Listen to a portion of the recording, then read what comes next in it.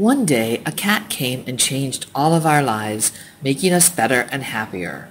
Please listen and enjoy the story we would like to tell you today. On a sunny day, I went outside to do some yard work. As I walked over to get the rake from my shed, I caught a glimpse of a white and gray cat as it quickly ran underneath my car.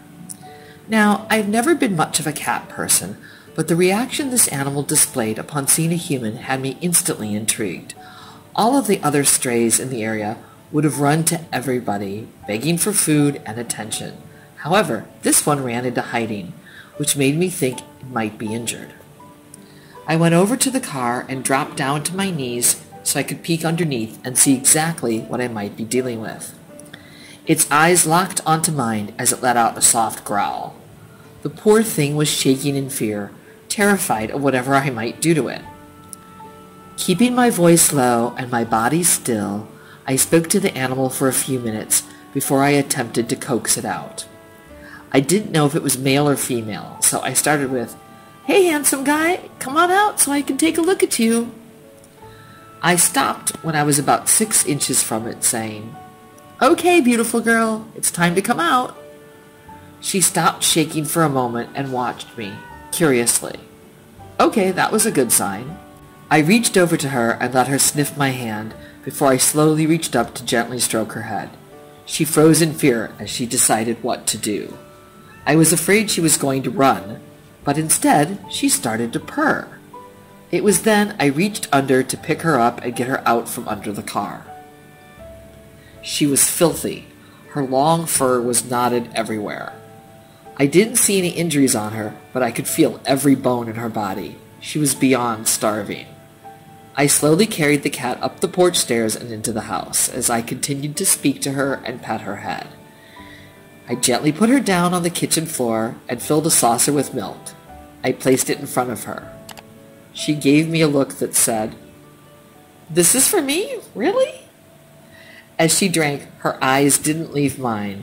She was afraid that I was teasing her and would take the milk away from her. I picked up the empty saucer, washed it, filled it with water, put it on the floor under the table. Then I proceeded to fill a bowl with Friskies and place that under there as well. I sat on the floor by the food and tried to coax the cat to come over to it. It took a moment, but she slowly came over to me. She sniffed the food, then looked up to me as if she were asking for permission. "Go ahead," I told her. "It's all yours." She went to town on it. It must have been a long time since she'd last eaten. The one thing that I noticed was that she never left the food bowl. The litter box was on the other side of the kitchen and remained empty. That concerned me. But as I thought about it, it was understandable. She was afraid that if she left the food bowl, she would never get food again. So I dragged the litter box over to the food bowl. Not very sanitary, but it was effective. She used the box right away. On the 4th day, I sat down next to her and picked her up. She stiffened, not knowing what I was going to do. After all, it was the first time I'd picked her up since I'd brought her into the house. Maybe this time I was going to put her back on the street. I just held her close to me, cuddling her and petting her. It felt like I was running my hands over an open carton of eggs as her fur was in knots that covered every inch of her body. It was time to attempt to brush it out. I sat there holding her for hours as I worked on each and every individual knot with a comb. She was actually enjoying it, knowing that I was helping her. I put an ad on Craigslist trying to find her owners. I notified the local Humane Society so they could pass my number on if they came across anyone looking for her. I never got a call. After a month of looking and never finding anyone to claim her, I decided that she was mine. I named her Ella, and she liked that name. She was finally putting on weight and was slowly becoming a healthy, happy cat. But my life has never gone according to plans, and as fate would have it, somebody came to claim her. A woman stormed up to my porch, angry because she saw that I had her cat, Sammy. She accused me of kidnapping the animal. She said that she was going to call the cops and press charges. After she finally calmed down a little, I explained to her as to how I acquired the cat. I asked her for proof that the animal was hers. She went to her house and returned a few minutes later with a few pictures of the cat. She darn near threw them at me and demanded that I give the cat to her right then. She angrily told me that her mother passed away years ago and left the cat to her and her family. She said that her son, who was now 4 years old, loved the cat, and he was so sad that it was gone. What was I to do? That cat claimed my heart, but I couldn't not return it to its rightful family. The woman told me how the cat just disappeared one day and that they spent a long time looking for it. I lived in a very poor area, so I just assumed they might not have a computer or phone to help look for the cat. I did the right thing and returned Ella to her family. It broke my heart to turn the cat over to that woman. The owner didn't live far from me. Then one day, I heard a weak meowing coming from the back door. I opened it up, and there she was! I picked her up and cuddled her against me, crying tears of joy. I missed that cat so much. She was filthy and her fur was beyond matted. It literally felt like I was petting a pad of steel wool. Her weight was way down and I could feel her bones again. There was no way I could return this cat to those people. But what else could I do? They had proof that the cat was theirs. I thought for a second.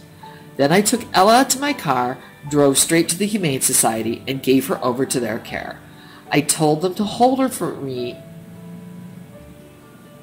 I told them to hold her for the quarantine period, which was 3 days, and to call me the very second she was able to be adopted. Those were the longest 3 days of my life.